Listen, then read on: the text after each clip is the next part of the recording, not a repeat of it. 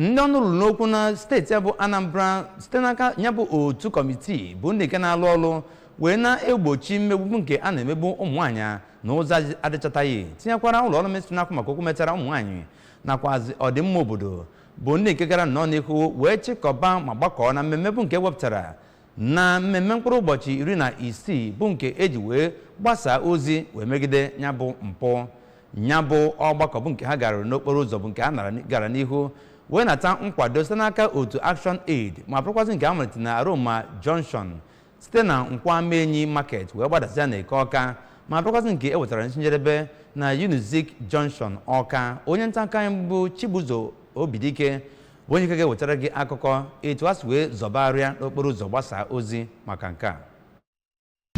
Ndị sonyere na ya bụ mmemme gụnyere otu dị iche iche wee na-agafekwa na-eke ihe ederede nke na-ekwu okwu megide imegbu ikikere dịrị ụmụ nwaanyị. Ọ na-agwa ndị ahụ okwu. Kọmishọna ahụ maka mmetụta mmadụ Oriakụ Ifeobi na-abụ kwuru na ya bụ mmegbu ụmụ nwaanyị dị iche iche bụ nke a ga-agba mbọ kwụsị.